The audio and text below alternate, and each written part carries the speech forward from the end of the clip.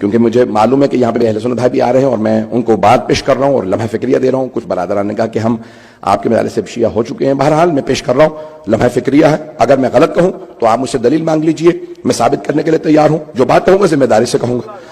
شیعہ سنی کتابوں میں لکھا, ابن قتیبہ دینوری نے الامامۃ والسیاسہ میں لکھا, صفحہ نمبر 37 جلد نمبر 1 کے اندر. سن رہے ہیں حضرات؟ تو یہ بھی بہت قدیمی کتاب ہے, 1250 سال پرانی کتاب ہے, الامامۃ والسیاسہ, امامت اور سیاست. امامت یعنی یہاں پہ پیشوائی ہے, لیڈرشپ ہے, شیعہ امامت نہیں ہے.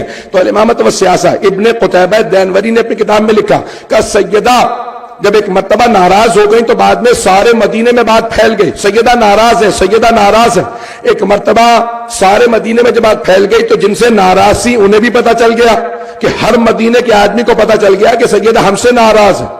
ان دونوں نے جناب امیر سے کہا, یا علی ہم سیدہ سے ایک مرتبہ ملنا چاہتے ہیں. مولا نے کہا نہیں, میں اجازت نہیں دیتا. کہا بس ایک مرتبہ ہم بات کرنا چاہتے ہیں. مدینے کا ہر آدمی جہاں ہم جاتے ہیں سننے میں آتا ہے کہ سیدہ ناراض ہے. جناب امیر گھر آئے, مساجد پہ نہیں آیا, آئے گھر, اور آنے کے بعد جناب سیدہ سے کہا شیخین آئے ہیں دروازے پہ کہ آپ سے ملنا چاہتے ہیں. مولا نے جیسی جناب خاتون جنت سے کہا میں ان کی شکلیں نہیں دیکھنا چاہتی. ایک مرتبہ جناب امیر نے کہا میں زبان دے چکا ہوں. کہا کہ ٹھیک ہے پردہ لگا دیجئے, میں پردے کے اس طرف بیٹھوں گی. وہ پشت پہ آ کے کھڑے ہو کے اگر کوئی بات کہنا چاہتے کہہ دیں.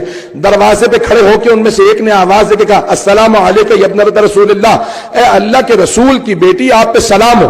بی بی نے جواب نہیں دیا.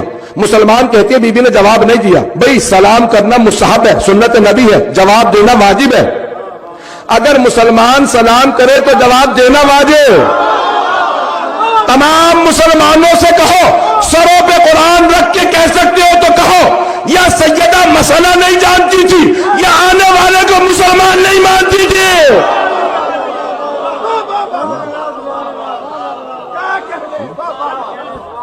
بات پہنچ رہی ہے؟ اگر ہے ہمت, اگر ہے کسی مسلمان میں ہمت تو قرآن سر پہ رکھ کے کہے کہ معاذ اللہ سیدہ کو مسئلہ نہیں آتا تھا. اور اگر کہے کہ نہیں مسئلہ جانتی تھی تو پھر بتاؤ اسے مسلمان مانتی تھی؟ جس نے آ کے سلام کیا, سیدہ نے کہا نہیں میں تجھے جواب لائق نہیں سمجھتی. یہی جناب زینب کبریٰ نے دربار یزید میں کیا تھا. جب اس نے کلام شروع کیا بار بار کا کیا بات ہے, آپ کو آواز نہیں آ رہی, کیا بات ہے, میری سلام کا جواب کیا بات ہے, آپ جواب کیوں نہیں دیجی؟ بی بی نے کہا تجھے اس لائق نہیں سمجھتی کہ تجھ سے بات کروں؟ عزیزان گرامی, جناب خاتون جنت نے بالکل بے عین ہی اسی انداز سے سلام کا جواب نہیں دیا. صرف ایک سوال کیا, کیا تم دونوں نے سنا ہے؟ جب کہا کہ بھئی آپ ناراض ہیں, بی بی نے کہا سنا ہے, میرے بابا فرماتے تھے کہ اگر سیدہ ناراض ہوں تو خدا ناراض ہوتا ہے, ان اللہ یغضب لغضب فاطمہ. سنا ہے یہ تم نے دونوں نے کہ فاطمہ کے ناراض ہونے سے خدا ناراض ہوتا ہے؟ تو کہا ہاں ہم نے سنا. کہا یہ بھی سنا میرے بابا نے فرمایا تھا کہ فاطمہ جو بضعۃ منی یؤذینی ما اذاہت, جو بھی چیز فاطمہ کو اذیت دے وہ مجھے اذیت دیتی, جو مجھے اذیت دے وہ خدا کو, جس نے خدا کو اذیت دی وہی جہنم میں گیا. سنا ہے؟ کہا ہاں ہم نے سنا. بی بی نے کہا خدا کی قسم میں تم دونوں سے ناراض ہوں, اور مرنے کے بعد سب سے پہلے اپنے بابا کو تم دونوں کا گلہ کروں گی, شکایت کروں گی کہ ان دونوں نے مجھے بہت ستایا, میں نے معاف نہیں کروں گی. عزیزان گرامی, خاتون جنت کے الفاظ, میں جانتا ہوں میں نے بہت سخت باتیں کہہ دی ہیں, لیکن عزیزان گرامی یہ خطبہ جہاں سے جناب سیدہ شروع کر رہی ہیں, اگر سنیں گے تو میں آگے بڑھوں گا, اگر کہیں گے تو میں موضوع بدل دیتا ہوں.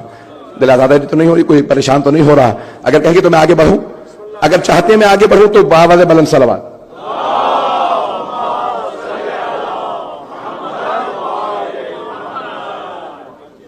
ہے مجمع ابھی تک میرے ساتھ؟ شاید میں بالکل آج مختلف انداز سے سارا پیش کر رہا ہوں. بعض اوقات جو ہے وہ تاریخ کو چھپانا بھی بعض اوقات ایک جرم ہو جاتا ہے کہ ہمارے بچوں کو معلوم ہی نہ ہو کہ ہوا کیا ہے, کیا تاریخ میں, کہ تاریخ میں کیا کچھ ہوا ہے. عزیزان گرامی,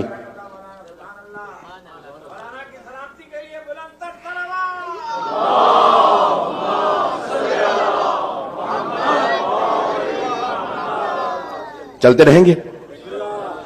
عزیزان گرامی, اس مقام پہ بہت سے علماء نے لکھا ہے اہل سنت کے کہ دونوں موجود تھے, کیونکہ تو پہلے نے فوراً رونا شروع کیا اور وہ وہاں سے باہر نکل گئے اور کہا کہ مجھے کچھ نہیں چاہیے. سیدہ ناراض ہو گئی. دوسرے نے جا کے کہا کہ لوگوں کو مت بتانا کہ کیا ہوا ہے, اور اس معاملے کو یہیں پہ دبا دو, اور عورتوں کی باتوں میں مت آنا, اور چھوڑ دو اس معاملے کو. کہا کہ نہیں میں یہ نہیں دیکھ سکتا کہ اب سیدہ جو ہے ناراض ہو رہی. کہا کہ چھوڑ دو اس معاملے کو. کہا ٹھیک ہے, بھی چیزوں کا کیا کریں گے, کہا ہمیں سب چیزوں کو اپنے پاس رکھنا ہے. پھر دوبارہ منصوبہ بندی ہونے لگی اور کیا کیا چھیننا ہے اور کس طرح سے معاملات کو آگے بڑھانا ہے. میں سخت جملے کہہ رہا ہوں میں جانتا ہوں، لیکن میں تاریخ پیش کرنے پہ مجبور ہوں.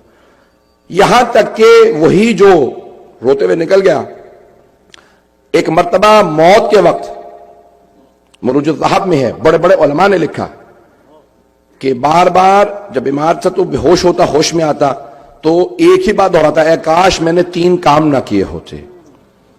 تو پوچھنے والوں نے پوچھا کہ کون سے، سنیں گے نا؟ میں جانتا ہوں میں آج سخت باتیں کہہ رہا ہوں لیکن سن لیجئے گا، چاہے بے شک نشر نہ کریں، مجھے وہ نہیں ہے. صرف میں اپنے بچوں کو بتانا چاہتا ہوں کہ ہماری تاریخ کیا ہے، کیوں ہمارا اتنا سخت موقف ہے. تو ایک مرتبہ کہا ہے کاش میں نے 3 کام نہ کیے ہوتے، مجھے صرف ایک کام کو پیش کرنا ہے.